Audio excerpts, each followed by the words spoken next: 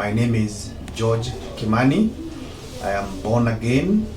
I am currently serving as a deacon in our Pefa Donholm Church under my Bishop Paul Habwe. Welcome to this YouTube channel. It is a pleasure for me once again to welcome you to this discussion.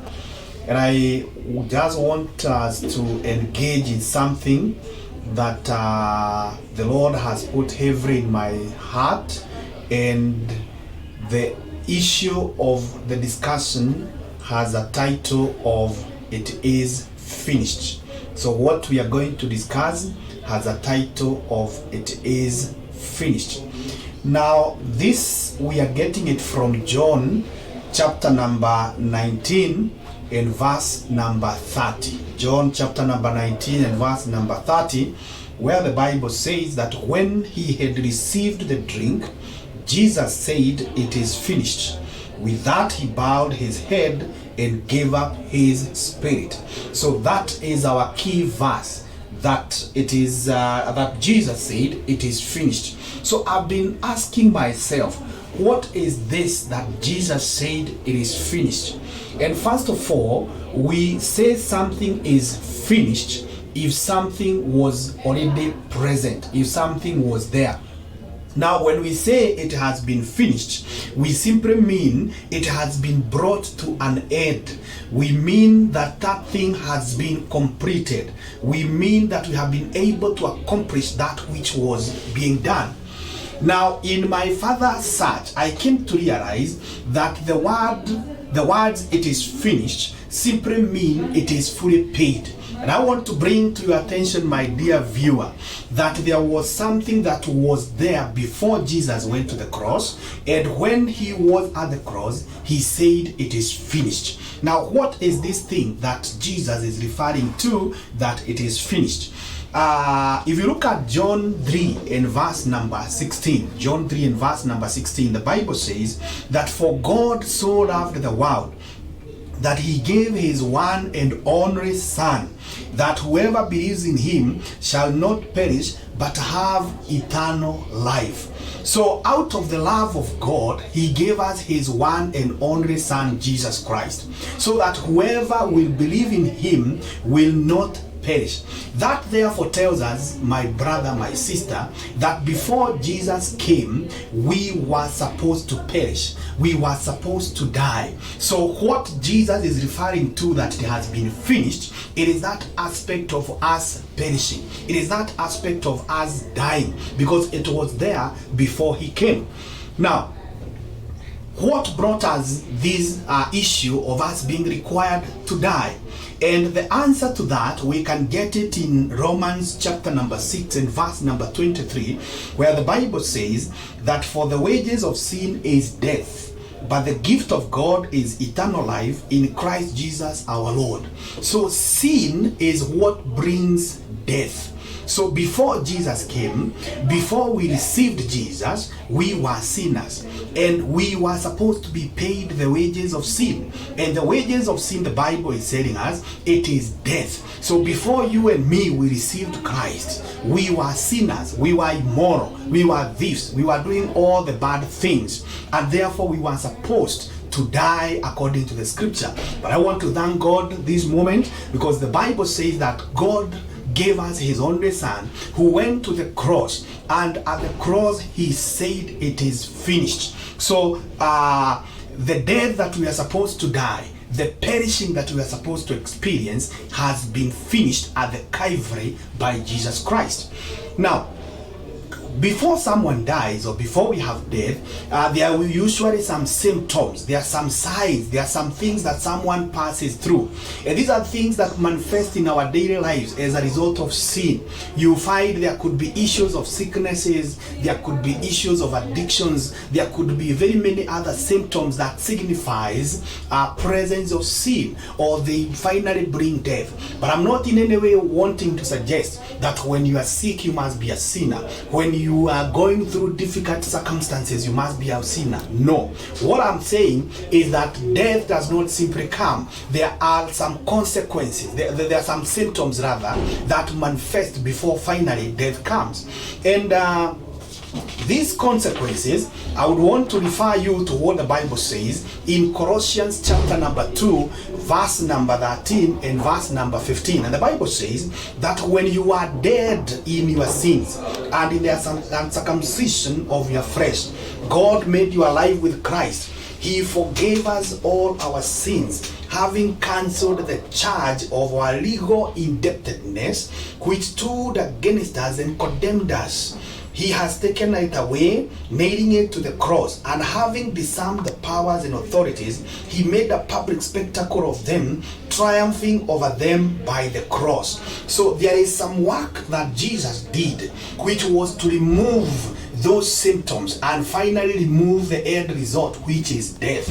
And the Bible says in John chapter number 1 and verse number 29, that the next day John saw Jesus coming towards him and said, "Look, the Lamb of God who takes away the sin of the world." So Jesus, when he came, he came to take away the sins of the world. And that's why at the cross, Jesus is saying, "It is finished." Now, if you go back to our scripture on Colossians chapter 2 and verse number 13 to 15, we are able to pick some things that Jesus did at the cross. And one of them, he says, he forgave us all our sins. And I want to put it to you, my brother, my sister, that by courtesy of the death of Jesus Christ, all your sins are forgiven. All my sins are forgiven. And that's why the Bible says in Romans chapter number 8 and verse number 1 to 2, that there is therefore now no condemnation for those who are in Christ Jesus, because through Christ Jesus, the law of the Spirit, which gives life, has set you free from the law of sin and death. My brother, my sister, you have been forgiven. All your sins have been cleansed, and it is finished. So you don't need to live anymore in fear. You don't need to live anymore in suffering, because Jesus is saying that it is finished. The other thing that Jesus did at the cross, the Bible says that he cancelled the charge of our legal indebtedness. So these things were there. We were supposed to die. We were supposed to be punished. There were some contracts that had been made between us and the devil because of our sin. Maybe some of them were even made by our ancestors, by people who were there before us.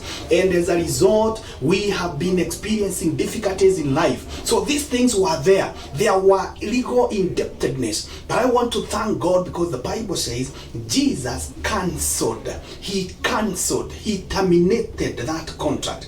And he continues to say that he has also taken it away. So if there was any consequence that I'm suffering from because of what my lineage did, because of the sins that I committed earlier, Jesus has cancelled that. He has taken it away. And the Bible continues to say that he has disarmed the authorities and the powers. So my brother, my sister, I've seen people being taken here and there and being made to fear and being told that you are suffering this because of this and this. There are demons that are working in your life. It could be true they are there. But I want to tell you that God, through Jesus Christ, he has disarmed them. They have no power over your life, because the Bible says he disarmed the powers and the authorities. And the Bible continues to say that he made a public spectacle of them, triumphing over them. So Jesus has triumphed over sin. So you don't need to live in condemnation anymore. You don't need to live in fear anymore, because Jesus has finished it.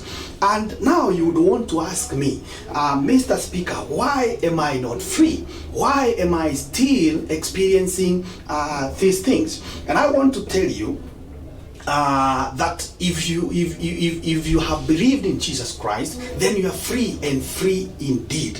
What you need to do, or why we may still continue to suffer, is because we have not known, and we have not appreciated what Jesus is saying, that it is finished. We are not supposed to suffer again. And as a result of that knowledge, we have sought the answers of what is it that we can do. And there are three people who have sought to answer this question. One, we have a group called traditionalists. We have another one called men of God, some so-called men of God in quote, and we also have God. And when you look at the traditionalists, they will tell you you are suffering this or you are going through this because your forefathers did this or did not do this. We also have, and therefore they tell you you need to maybe buy a boozy, you need to do this kind of a ritual, you need to do A, B, C, D.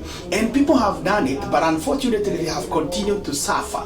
The second group is the men of God in quote, who have taken advantage, and they are telling you that you need to pay this amount of money, you need to plant this seed so that you can be redeemed of this trouble.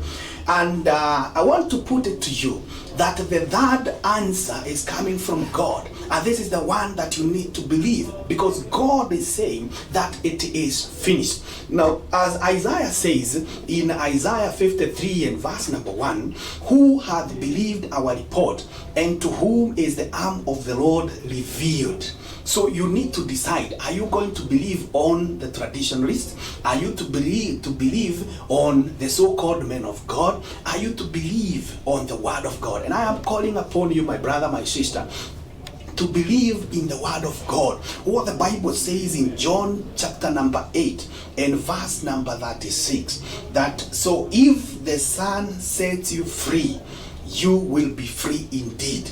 You are free indeed, my brother. You are free indeed, my sister. I am free because it is the Son of God who has set us free. It is not the boozies that we slaughter. It is not the money that we gave. It is not the works that we have done. But the blood of Jesus Christ at Calvary, it is what made us free. And the Bible has told us that it is finished.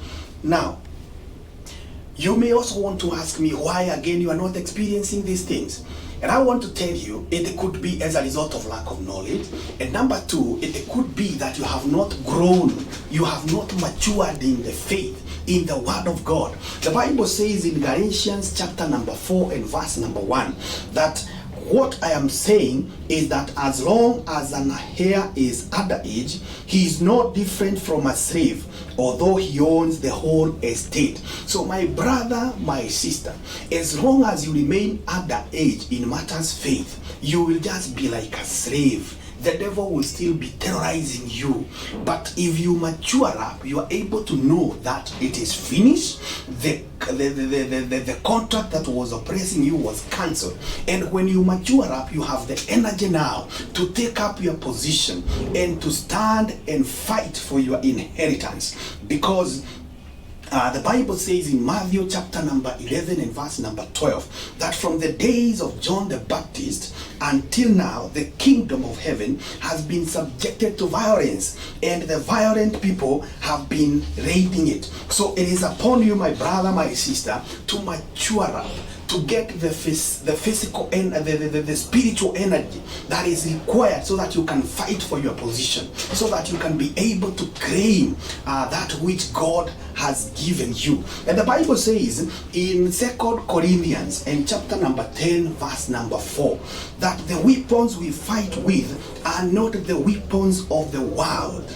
On the contrary, they have divine power to demolish strongholds. So my brother, my sister, you have been given divine weapons. You can be able to put down these strongholds. So don't continue suffering. Mature up in the faith. Read the word of God more. Pray more. Fast more. Seek God. Be in the presence of God more. Read more about God. Seek to grow. Seek to eat the meat of the word of God. And when you become of full stature, when you become of full age, you'll be able to take these weapons and you will stand. You will violently take that which Jesus Christ has redeemed for you at the cross. The Bible says it is finished. And God speaking to Jeremiah in Jeremiah chapter number 1 and verse number 10, he tells him that, see, today I appoint you over nations and kingdoms to uproot, to tear down, to destroy and to overthrow, to build and to plant. My brother, my sister, Courtesy of the death of Jesus Christ at the cross, we have been given powers over nations, over kingdoms. Whatever is troubling you, whatever kind of sin, whatever kind of sickness, whatever kind of torture you are going through, you have power to bring those kingdoms down. You have power to uproot them. You have power to tear them down. You have power to overthrow and to destroy them, and then build and plant the kingdom of God in your life. So my brother, my sister, don't be cheated. Don't be taken advantage of by the traditionalists, by the so-called men of God, that you need to pay a sacrifice, that you need to pay some money, that you need to slaughter some animals. The Bible says that for there cannot be, that is in 1 Corinthians chapter number 3 and verse number 11, that for no one can lay any foundation other than the one already laid, which is Jesus Christ. So there is no any other sacrifice that can be given. The sacrifice was Jesus Christ, and that is enough. No other foundation. The foundation that is laid is Jesus Christ. So take up your position, mature up in the faith, read the word of God, take the armor of the full armor of God, and engage in spiritual fight, and you'll be able to get that which Jesus got for you. Thank you so much. That's the word of God. I believe that you have believed it, you have received it. May the Lord bless you so much, even for listening. I invite you also to like my YouTube channel. You can subscribe also, and you can share, and also continue praying for me and for the others, even as we do the work of God. So may the Lord bless you so much. Have a nice time. Amen.